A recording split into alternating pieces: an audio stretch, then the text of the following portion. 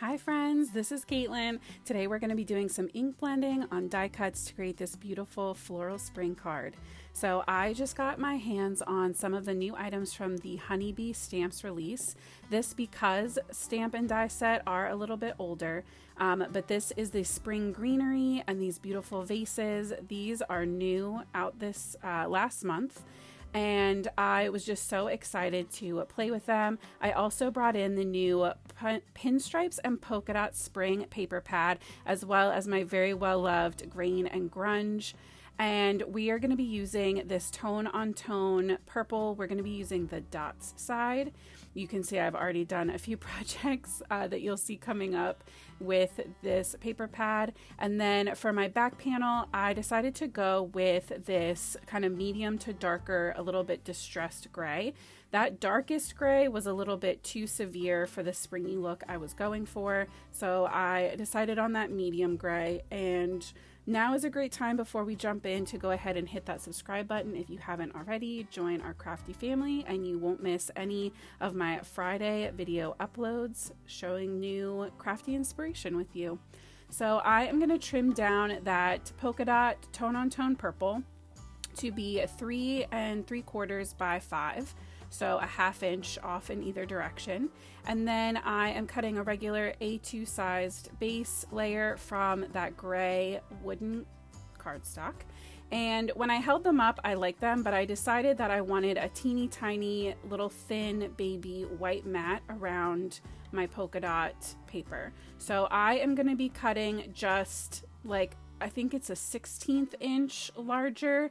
I went one little notch over from the 3 3/4 by 5 inches, just so that way I would get a really thin line. Sometimes what I'll do too is cut my panel like down to just be A2 size, and then glue my top layer into place along 2 edges so that I have that really thin border, and then I'll just trim the rest to kind of fit so that it looks even.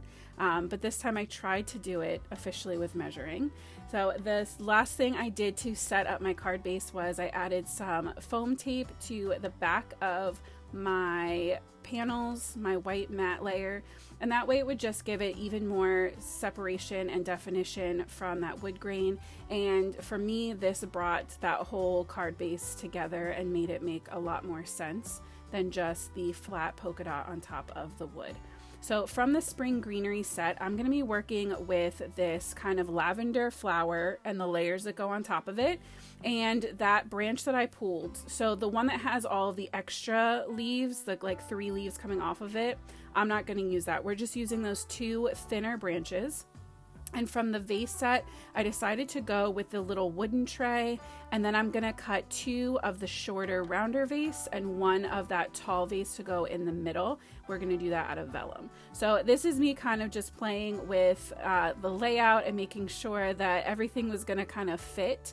At first, I thought I was gonna do a horizontal card, but once I saw how tall and beautiful my stems were, I decided that this needed to be a portrait card. So I got everything onto some heavyweight, this is Nina 80-pound cardstock, I believe, so not super heavyweight. Sometimes they do use 110, but I'm pretty sure this was 80.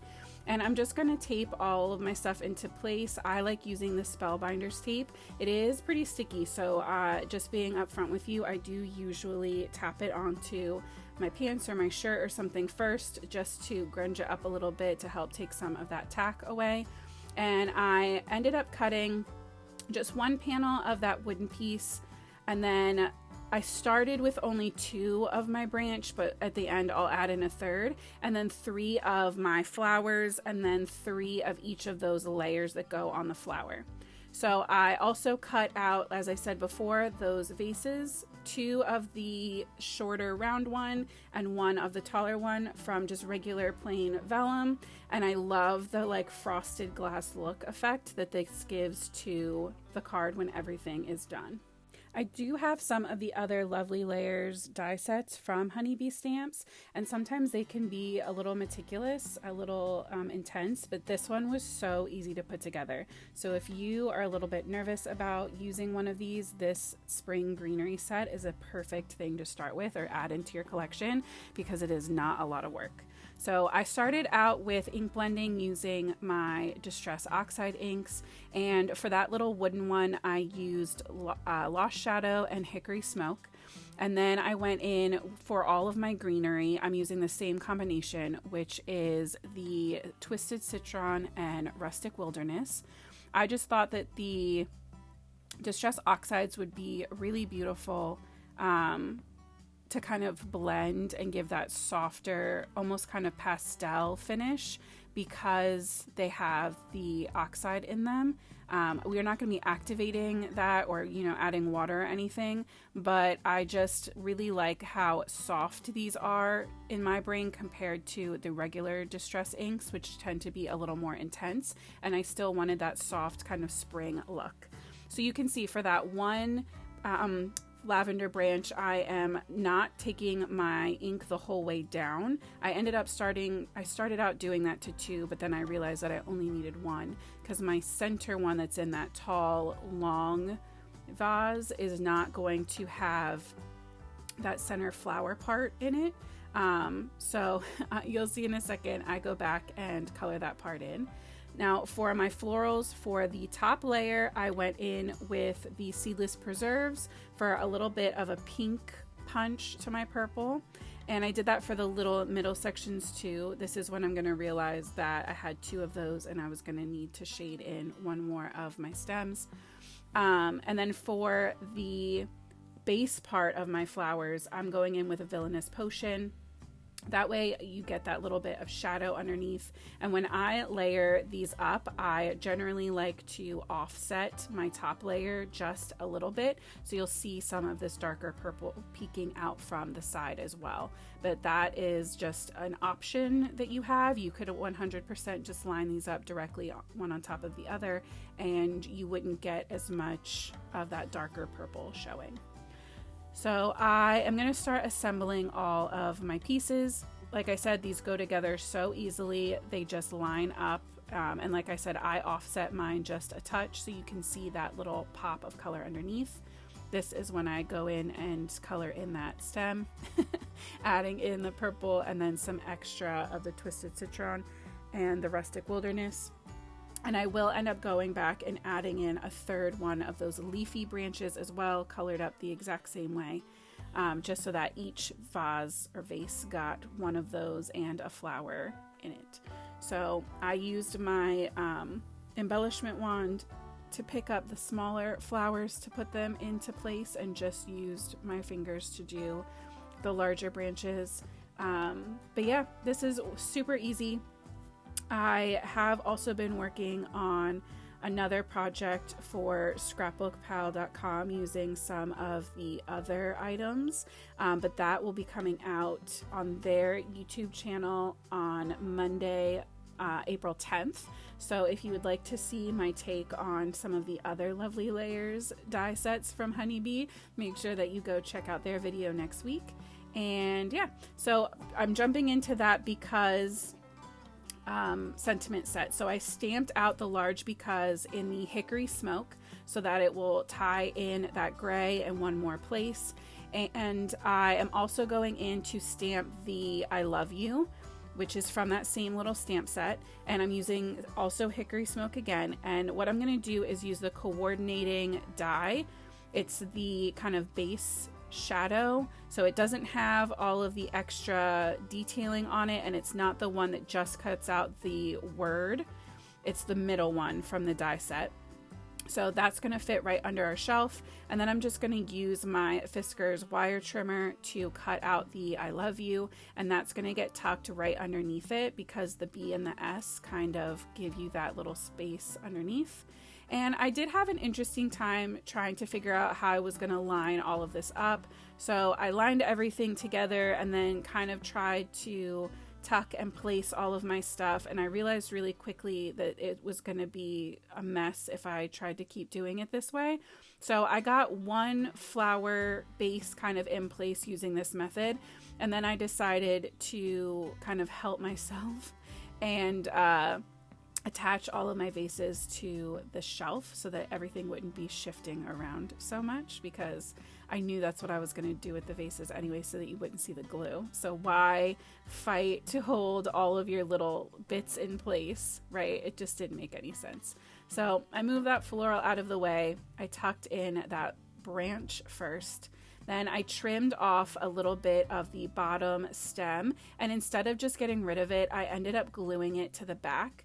And depending on what angle you see this from, it definitely looks like the leaves are kind of sticking out lower than they should. But honestly, when I made it, I didn't realize that. And it really doesn't bother me now either. It just still looks so beautiful. But if you were going to try to recreate this, I would just tell you to be mindful of how low you're putting those side branches. So now you can see I'm adhering my vases right to my shelf, and I did have a little glue get on the paper, and what happened is I didn't let it dry completely before I went in with my adhesive eraser, and so it did mess up my paper just a little bit, but I will show you shortly how I fix and cover that up. So now that I have all three of my vases in place, I figured I would just go ahead and pop it up on some thin foam tape so that I wouldn't have to do all of this guessing work, and it would be still very easy to pop all of the other images right into their spots, because it has that elevation to it. So I used the because sentiment just to make sure that there was going to be plenty of room, and I added even thinner foam tape, like thin depth-wise foam tape, to the because, just to give it a little bit of height. But the I love you is going to get glued on flat with liquid glue. So I love how the top part of the because, the B, kind of sets right against that shelf. And then the I love you tucks, like I said, right next to how the S kind of swoops down. It gives it like a little hug. So now that that whole bottom section is taken care of, it was so much easier to go in now and fill in with my branches. So I just kind of tucked the branches, the leafy branches in, and then I repeated that same process of trimming off the bottom of my flower, adhering it to the back of the upper part of my floral stem, and then placing that. And I did kind of try to tilt and adjust them a little bit just to help them not look exactly like the same die 3 in a row. These just have such a beautiful organic feel. I wanted to kind of play with that idea. So I added in that third leafy branch, and I added in my stem, a floral stem right above it, not worrying about anything on the bottom. And then I grabbed the Sparkle All the Way sequins from This Calls for Confetti, and I just was a little too shiny, a little too bright with how soft and muted everything else was. So I tried the Cloudy Day sequins, which I hadn't used yet, and I love them. They are the perfect, soft, a little more muted. They still have a little shine. They let me cover up that spot behind that vase where I messed up with my adhesive remover. It tied in that gray in one more spot, and I just love the little hint of shine that it gives. So I hope that this card makes you as happy as it made me. I hope you're feeling inspired to get inky with some die cuts. I also hope that you have the most amazing week. Thank you so much for coming to hang out with me. And as always, happy crafting.